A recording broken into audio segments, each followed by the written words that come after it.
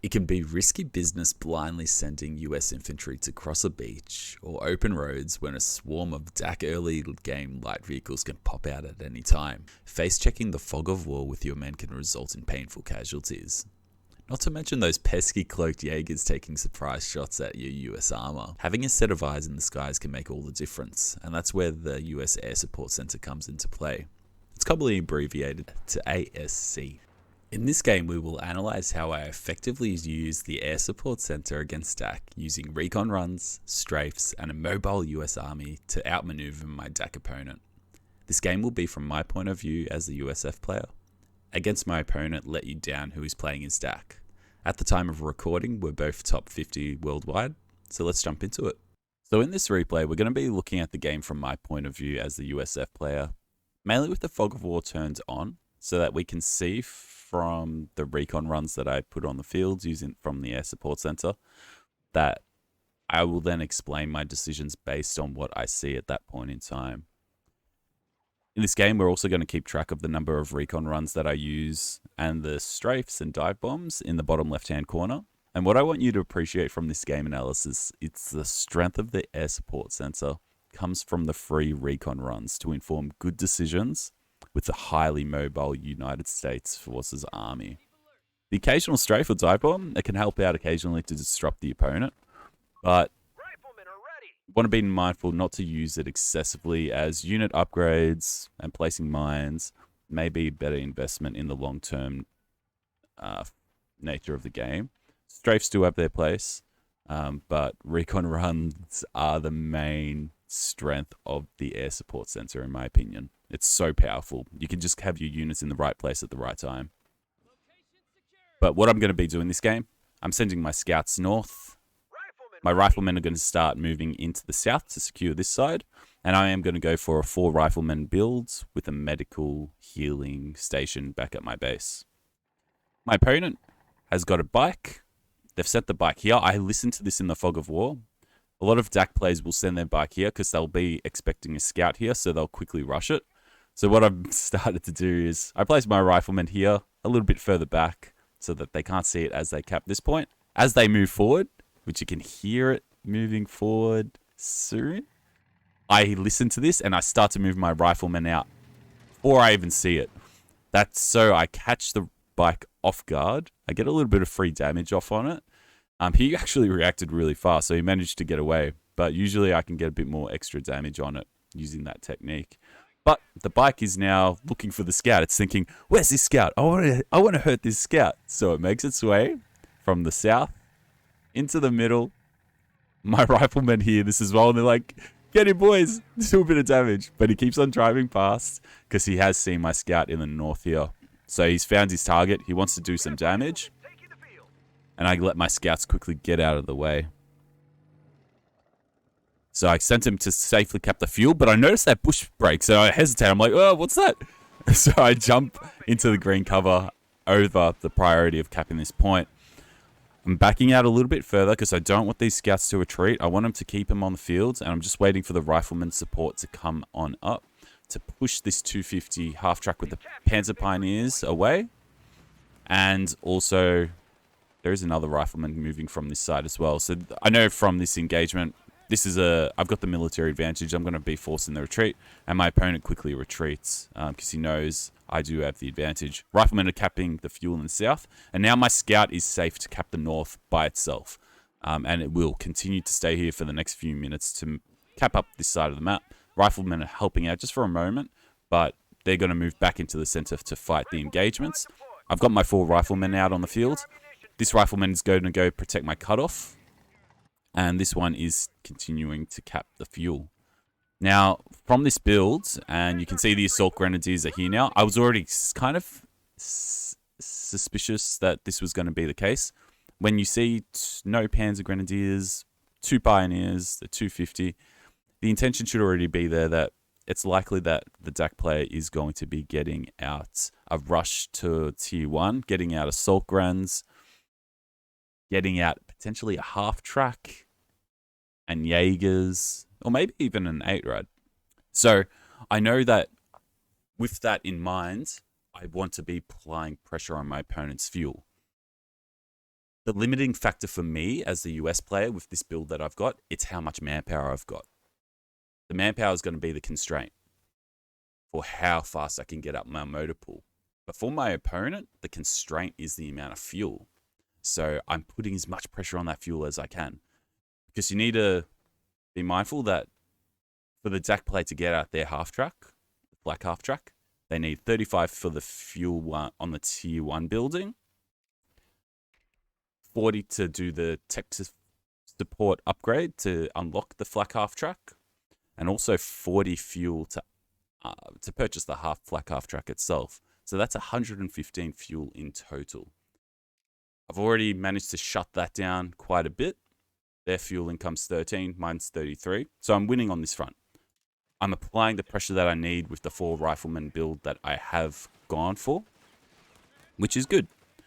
But I know I can't fight a battle against the assault grenadiers, so I'm going to quickly retreat there. I've done a bit of health damage, which is great, because it's going to force his 250 half tracks to use their healing ability. And then these guys are just going to make their way home.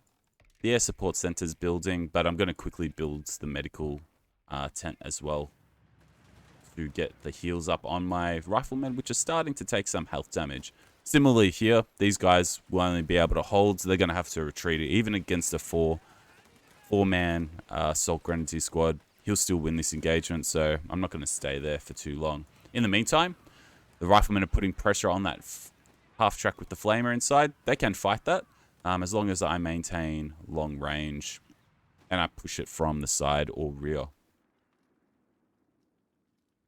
So my air support center's almost done. Medical tent's almost done.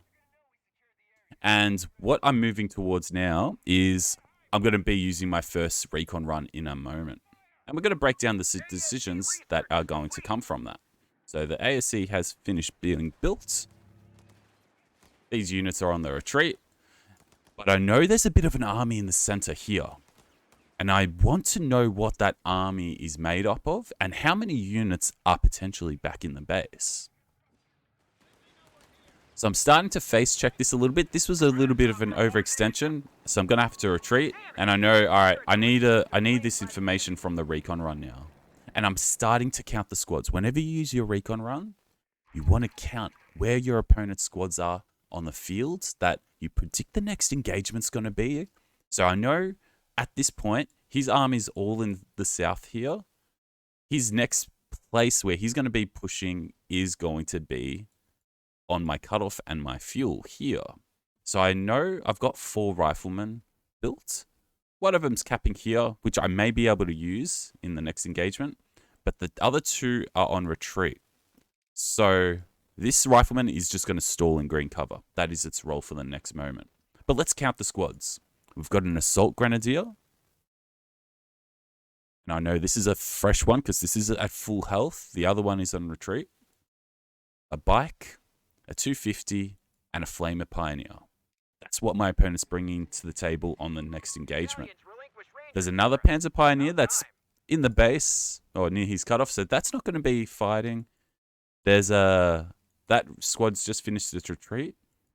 And there was a burster that's been built, and it went somewhere off to the left, so I never saw that. I wasn't aware of it. But I know these are the 4 units that I have to deal with now.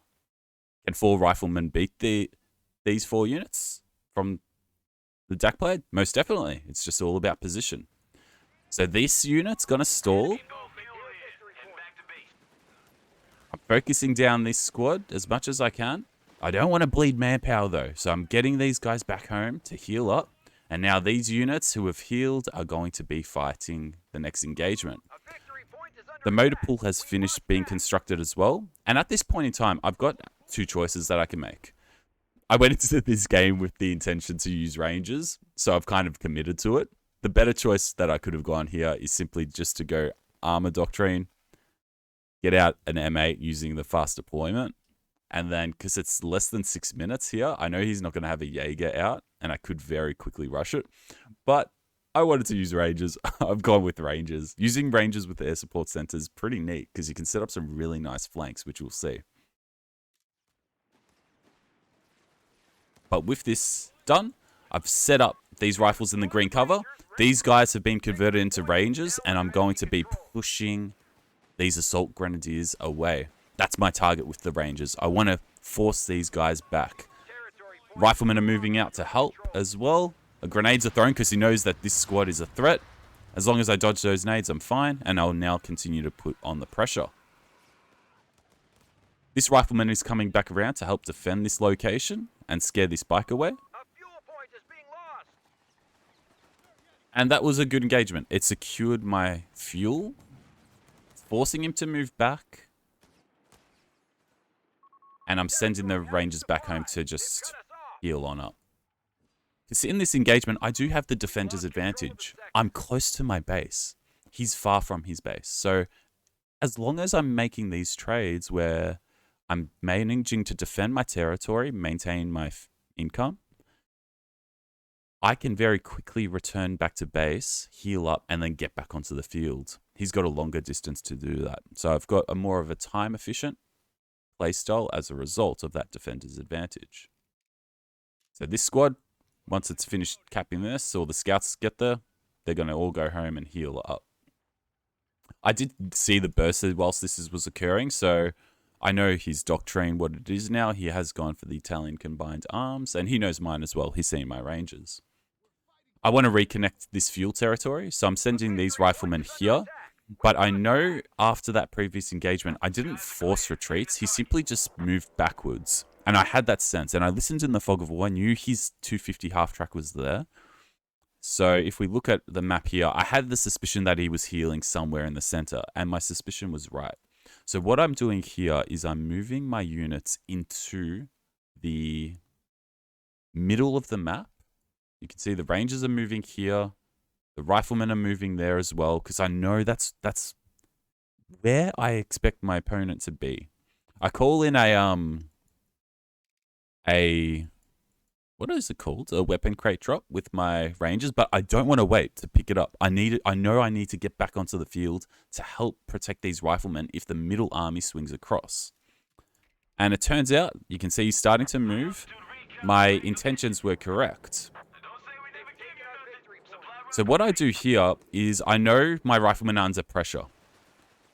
But where are the reinforcements? They're a little bit of a distance away. My rangers aren't there just yet.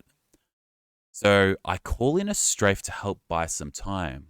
This strafe is used in a defensive position. It's covering this section that you can see here with the cursor. And what that section's doing is it's forcing the assault grens to either move backwards or move forward but to the side. So if they move forward but to the side, they have to come here. Is that going to make a ranger sandwich? It most definitely is.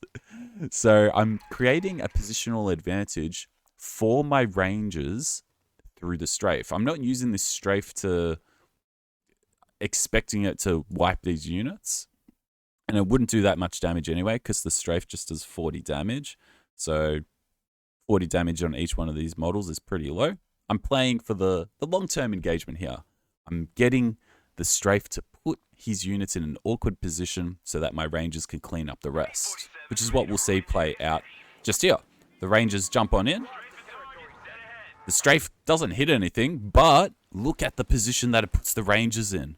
They're now tailgating these assault grenadiers. The riflemen are safe because it's forced these assault grenadiers to move on an unfavorable pathway. And these rifles have now been saved. I dodge another grenade. And this turns into a really successful engagement. I managed to kill or lose I lose one ranger model here, force a massive retreat whilst taking out, I think I killed about 9 models here, because I also managed to get off an ambush on these Panzer and Pioneers with the Rangers and get a wipe there as well. So this was a really successful push, and it was aided by that strafe. Now I know from here I've got a lot of sore units, but haven't lost any models, so I'm happy just to send them back to the base to maintain my advantage and get them healed. Especially once you see that 8-rad though. I know I got to get out of there. I'm not too concerned about this 8-rad though, because I'm pressing retreat very quickly. And my M8 is on the way. It's almost finished building as well. So continue with those retreats. Everything I own is off the map. And I'm rushing the M8 forward. I've upgraded the health so that I can compete with this 8-rad a bit better. And I start to give chase. I want to chase it as far as I can. But I recognize at this point that...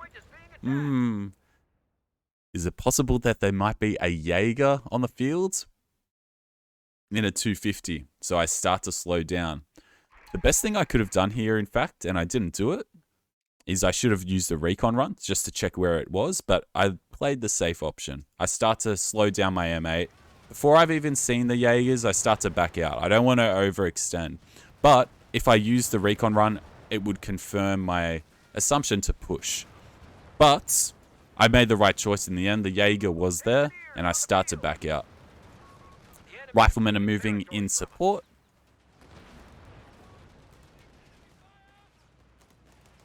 M8 gets back home. Into the arms of the engineers, which are just here. I know it's safe for me to bring up the M8 here because the rifle are providing a nice amount of vision. So I'd start to chip away at them a little bit from a long range, and I know I'm safe to do that. Whilst this was occurring, the riflemen are trying to win back this cutoff, but it's not happening. So I do have to move on back. Now, at this point, my opponent has controlled this side of the map for quite an amount of time. I know he's starting to get a lot of munitions in the bank, and you can see it there. He's got a 57 muni income, and that's something I am mindful of. I have upgraded bars as a result of that because I know I need some anti-infantry on the field, and I don't have the munitions to call in some more of those supply drops with the weapon crates from the Rangers. So I want the anti-infantry, and I go for bars to help me out with that because it's just... What's the cost? It's 150 manpower and 40 fuel. I've got plenty of those resources. I don't have munitions, so I make do with what I've got. And with the Rangers, in that package, there was a flamer and a bazooka. So I'm happy to equip those because they can shoot those on the move. I use another recon run here, and this was a good recon run. From this recon run, what it helps me to determine is where he is moving out of his base. So I know there's nothing in the south. I know that the 8-rad is moving across into the center. It hasn't been repaired yet, so that's something good to know. I know I can be a bit more aggressive with my M8 potentially. And as it keeps on going across, I know that there's nothing in this sector. So I know I want to fight for the center now. I bring the M8 into the middle, and I start to get some shots off onto this 8-rad. As long as I'm maintaining maximum range, these Jaegers aren't a threat against my M8.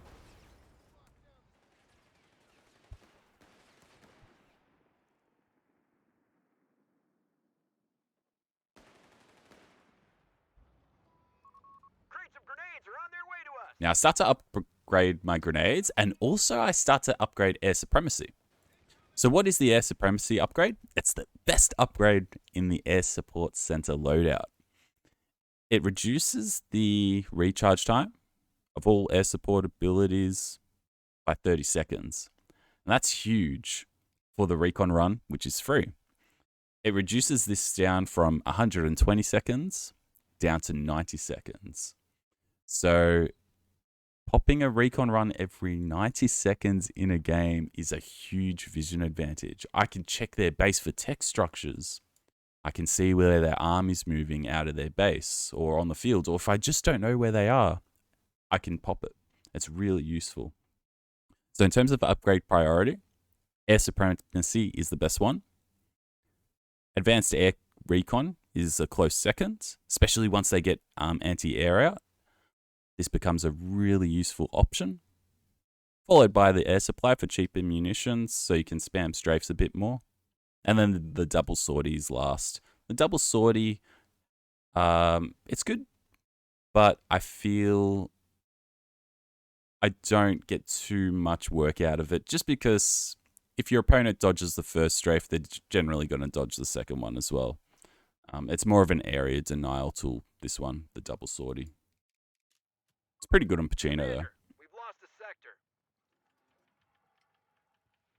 So I've got grenades on the way, air supremacy, and I'm starting to feel comfortable now. Like I'm getting my army composition so that it's well-rounded. I'm probably just lacking in a little bit of AT on the field. So I'm thinking the Shafi is the next thing that I need, especially so I can push this 8-rad from one side of the map and have my M8 working the other side.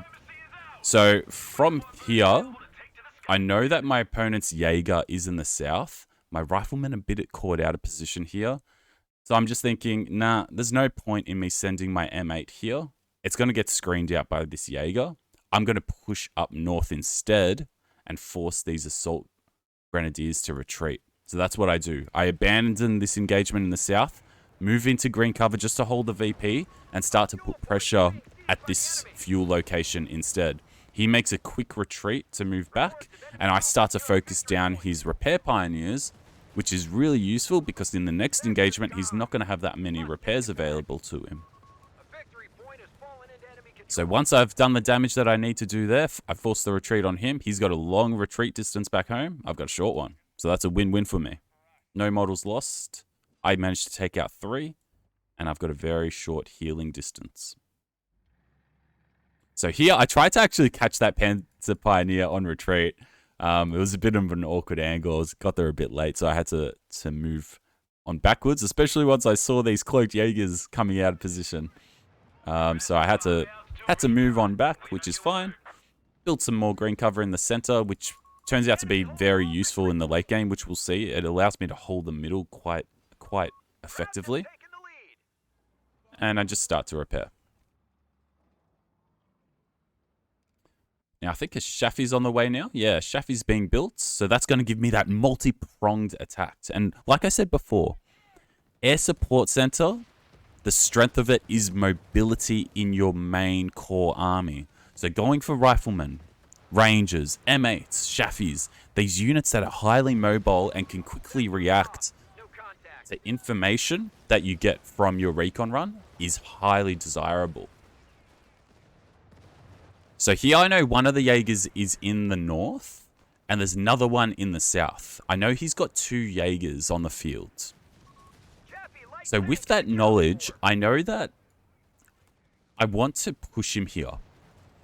I know I'm going to be pushing into Jaegers, but it doesn't bother me because I'm more concerned of when he combines this Jaeger squad with the other Jaeger squad, then it becomes very difficult for me to push his vehicles.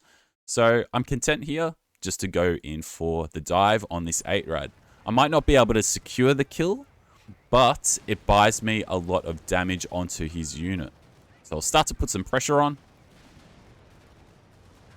He activates the stun. I think I missed the last rounds here, yeah, which I do, and I have to quickly back out. The riflemen do force the retreat though, so the Shafi is safe, and everything has to return back to home. Whilst this M8 is being repaired, the Shafi will just drive around to meet up where the engineers are. This will become my little repair station in the center of the map, which is handy because your units have high mobility, or your vehicles have high mobility moving up and down the roads. So I pop another recon run. With this recon run, it lets me know quite a few things. I popped that recon run a little bit too early. I was hoping to catch his units moving outwards from his base. So is he going to move this way, or this way? So I popped it a little bit too early, which isn't the end of the world because I can make a bit of an educated guess. So at the moment, my opponent owns this side of the map.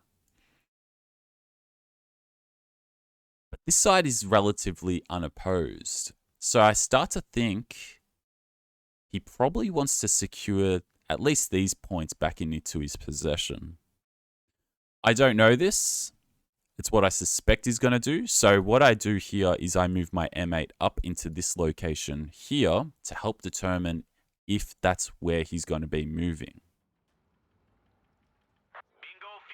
And I start to bring the scout across. I know I don't want to cap this now because it's probably going to be a bit dangerous because that's where I'm expecting him to move. I've got the flare upgrade ready to go.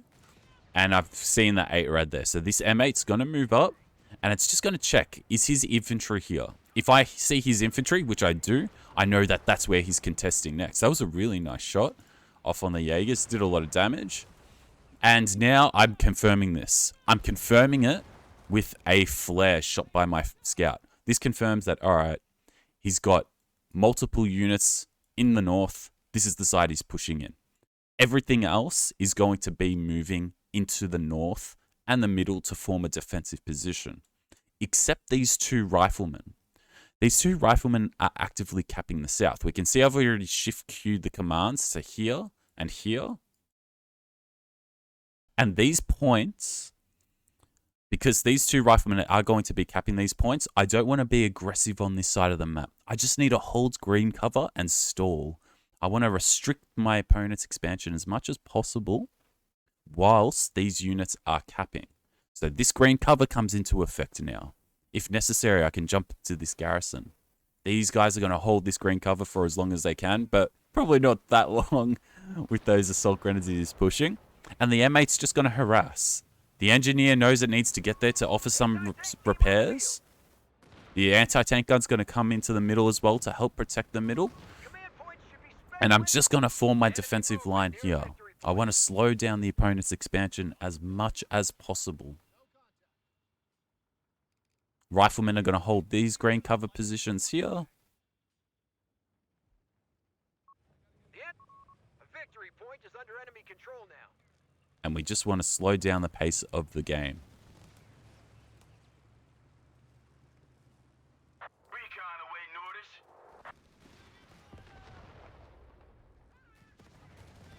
So I know that 8-Rad's still here. It's now fully repaired. I'm going to send in the M8 to be a little bit of a harassment. Anti-tank gun gets off a lovely shot. Shaffy tries to dive, but I know he's got two Jaegers hiding around here. And so I noticed those bushes are moving. There's a vehicle here. I don't know what it is, but it reveals itself. It's a Panzer III. So I start to just hold here. The riflemen are doing good. They're capping up this side of the map.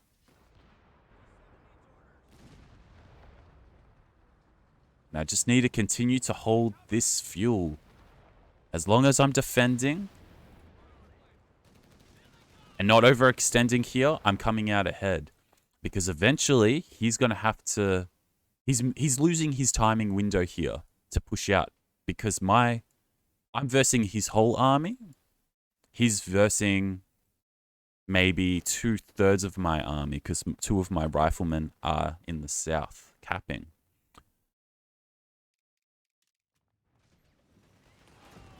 So I know here, though, that my rangers are starting to get hurt. My anti-tank gun is starting to be a bit exposed as he figures out where my units are. So I just start to move on back defensively. I know if I have to start to give up this map control, I'm happy to do so because these units have pretty much finished capping their job in the south. Except these guys went idle. It would have been good to bring them up into the middle a little bit earlier. And I start to build another Shaffy as well, just to help support against that Panzer III. But I opt here to go for the extra Shaffy because I want a bit of an extra flanking avenue. And that comes from the extra mobility that is provided from making good decisions with the recon run. I want that mobility. I can't stress that enough. Mobility with Air Support Center is very important. And you'll see how this pans out in a moment.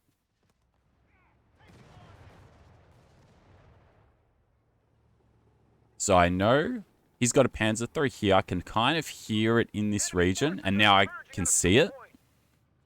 And he's starting to repair it. I know his Jaegers are nearby. And I call in a recon run.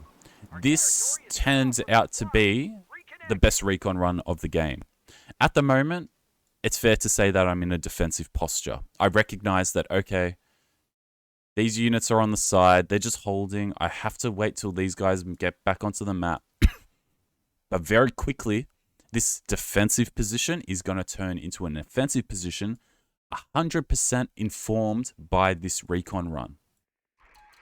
This recon run reveals his whole entire army. Let's play it through. Let's count what we see and where we see it. So I know his... One of our sectors And I'll is now slow in it enemy down hands. as well. I know his 2 Jaegers are in the north and his Panzer 3. Oh, his Panzer 4, sorry. All of his anti-tank capabilities are in the north. Let's see what else I see. I know the Panzer Pioneers are in the middle. We'll go half speed. I know he's got an anti-infantry mass in the middle with an 8-rad. And I know there's a couple of units at home. He's got a 250 at home and an assault grenadier. So I've revealed his whole entire army now. So let's maybe switch this to reveal all players so we have an understanding of exactly what's on the field in this next engagement. From this information from this recon run, I make some extremely good decisions very quickly that just change the whole position of this game. I've got an army population of 70. He's got an army population of 80. I know I'm in a winning position here already from this information that I've seen. Knowing this, I know my M8 has to come across to deal with the anti-infantry. This Shaffy is going to loop across here to hit the 8-rad, and the other Shaffy is going to go into the base to harass his healing 250s. So let's see how this now pans out with that knowledge in mind. This 8-rad is on a limited lifespan now. The Shaffy has detected it, and it's going to push it. He knows this, Defend our victory point. We're losing. and he starts to send his AT back in time. But the 8-rad is going down. This Shaffy is going to continue over here to harass these. It does get the kill on these, so I won't hang around here too much. Just trust my word for it. It will take him out. And this Shaffy is now reversing backwards. I'm reversing it backwards to help deal with the Panzer IV as necessary. He calls in an artillery strike here, so I know I need to start moving all my units. I retreat my engineers. I retreat my rangers because they've done what they need to do by stalling. One of the assault grenadiers goes down from a mine. And I hit my own mine there, which was a bit unfortunate. But the M8 is chipping away. Rifleman is stalling out that Panzer IV. 250s are going down. We have 300 points. Confirm. And the engagement starts to settle from there. I knock out that 250. I retreat back this scout. And I know at this point I've done a lot of damage to my opponent. He's gone from 80 population down to 39. And I'm at 52. So I haven't lost too much. I just need to go back, heal, and maintain my advantage by repairing up these 3 vehicles. So I think I activate flank, seek, and destroy here just to get the speed boost and quickly get away from this tank and the Jaegers that are chasing me from behind. So we can see that speed boost activates. I think it's a 20% speed boost for free. Getting the repairs done. We've lost control. Getting the reinforcements done on these squads. And I'm now in a really good position. So I know this is probably a good time for me to tech. So I get out the tag depot in a moment. Send out another recon run. I might change it back to my point of view. And I can see the Panzer III is there.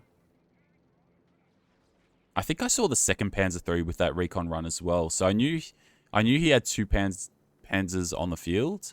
Oh, he's got his P4 and a Panzer III. So he still has an opportunity to hurt me if he gets in a good flank.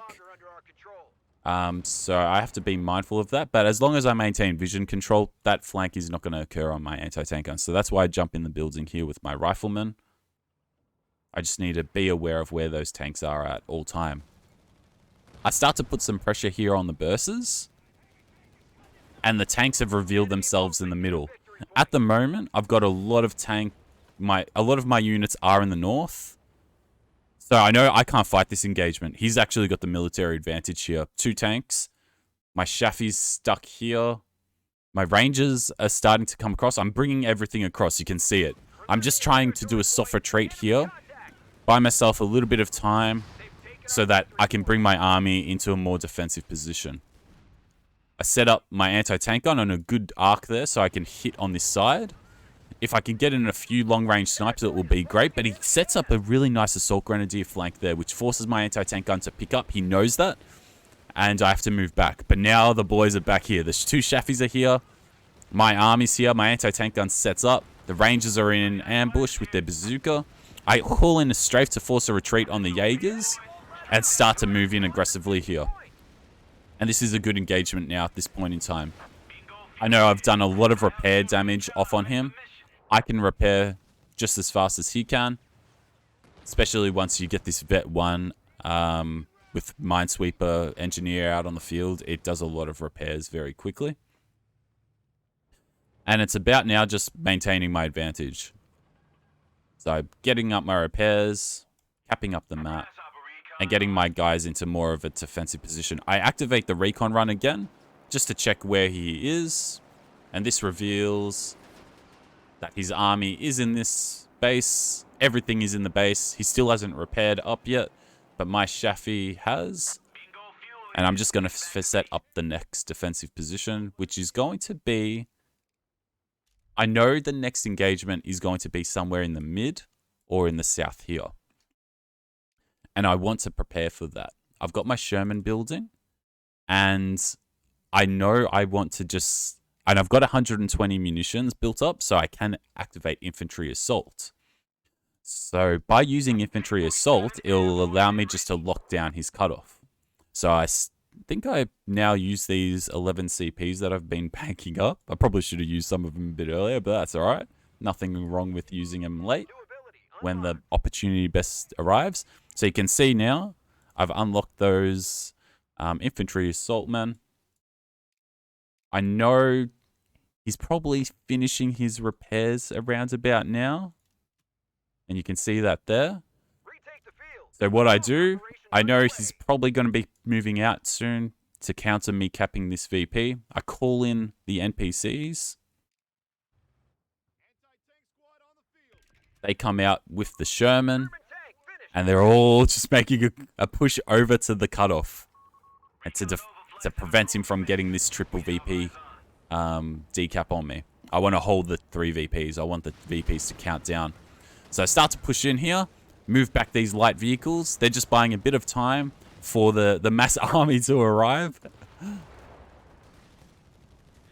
I activate my Vet 1 ability brace on the anti-tank gun in a moment to soak up some more damage and time.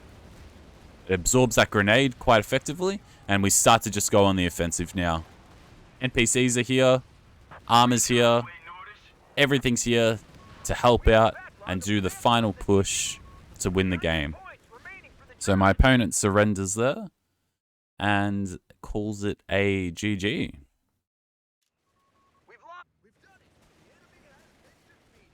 I hope this game analysis allows you to see the viability of Air Support Center versus DAK in 1v1 games.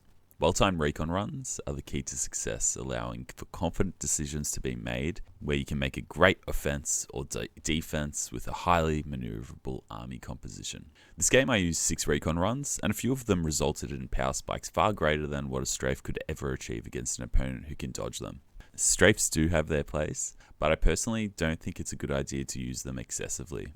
Stay tuned for a game analysis of using Air Support Center against Wehrmacht and a general strategy Air Support Center guide. Take care, and I'll see you next time. Bye!